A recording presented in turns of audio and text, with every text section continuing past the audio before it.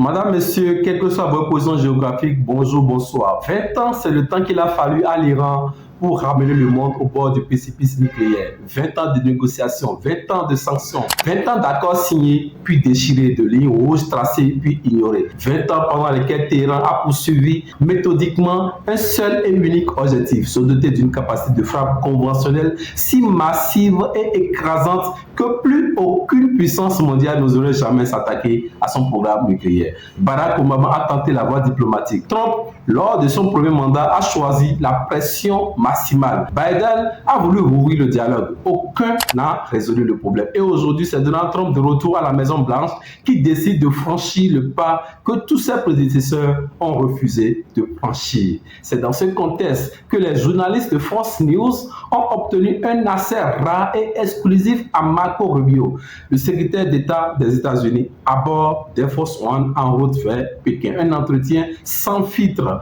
un entretien au cœur de la diplomatie américaine. Et dans cet entretien, Rubio dit des choses que peu de responsables américains osent dire publiquement. Aujourd'hui, je vous décrypte cet entretien parce que derrière les mots, il y a une stratégie. Et derrière cette stratégie, il y a une question qui change tout. Le monde est-il vraiment à deux doigts d'un point de non-retour iranien? Avant de continuer, donnez-moi une réponse dans les commentaires. Le journaliste commence. Monsieur le secrétaire d'État, commençons par l'essentiel. Considérez-vous la Chine comme le principal défi géopolitique des États-Unis aujourd'hui?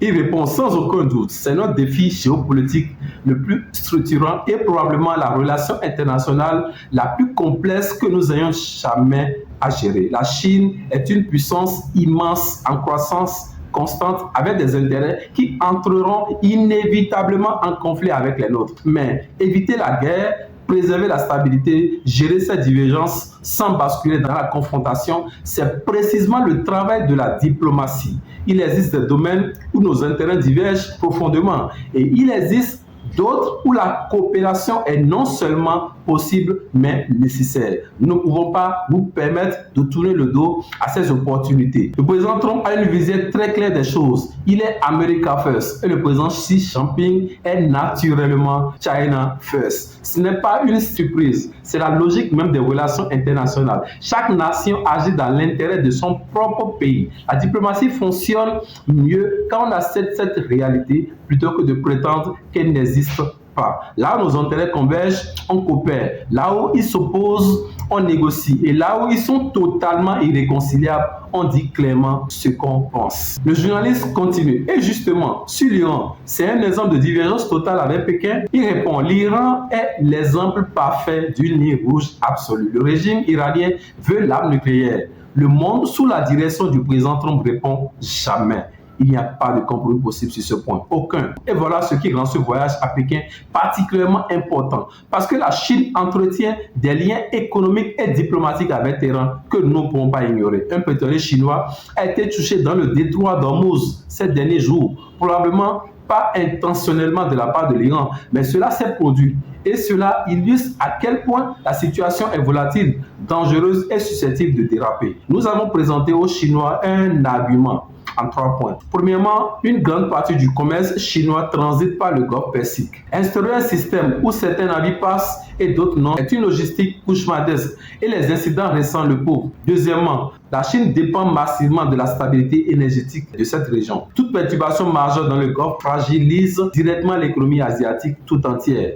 Troisièmement, la Chine est une économie d'exportation. Elle vend au reste du monde plus qu'elle ne consomme en interne. Si les économies mondiales commencent à vaciller à cause de cette crise, les pays achèteront moins de produits chinois. Les exportations chinoises chuteraient. Pékin a donc un intérêt direct, concret, économique à contribuer à désamorcer la crise iranienne. Nous espérons les en convaincre. Le journaliste continue. Revenons sur le fond de la question iranienne.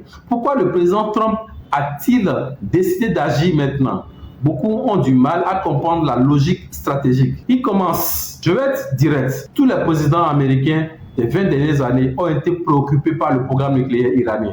Barack Obama a signé un accord parce qu'il jugeait la menace réelle. Même si, à mes yeux, ce n'était pas le bon accord. Le président Trump, lors de son premier mandat, a déchiré cet accord, imposé des sanctions écrasantes et éliminé Qassem Soleimani, qu'il considérait comme une menace existentielle. Joe Biden a tenté de ressusciter un cadre de négociation avec Téhéran. L'Europe, la France, l'Allemagne, le Royaume-Uni a elle aussi sanctionné l'Iran à cause de la menace nucléaire. Tout le monde savait. Tout le monde était préoccupé. Mais pendant ce temps, que faisait l'Iran? Il construisait méthodiquement, massivement des missiles, des drones, des capacités conventionnelles à une échelle que peu de gens ont réalisée. Et voilà la mécanique que le président Trump a comprise avant tout le monde. L'Iran ne cherchait pas à obtenir l'arme nucléaire pour l'utiliser immédiatement. Il cherchait à se doter d'une immunité stratégique en accumulant suffisamment de missiles et de drones, en atteignant une masse critique capable de saturer n'importe quel système de défense. Téhéran visait un point de bascule. Le moment où il pourrait dire à n'importe quelle puissance mondiale: si vous frappez nos installations nucléaires, nous détruisons plusieurs pays du Golfe.